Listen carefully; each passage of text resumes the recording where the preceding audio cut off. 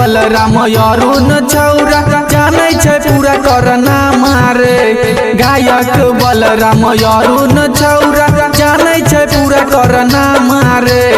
रे भाई छौरी छौ एक नंबर छतरी रे। डीजे वाला छौरा चुम्मा लेलकै तबो बनै छै पवित्री रे। डीजे वाला छौरा चुम्मा लेलकै तबो बनै छै पवित्री रे।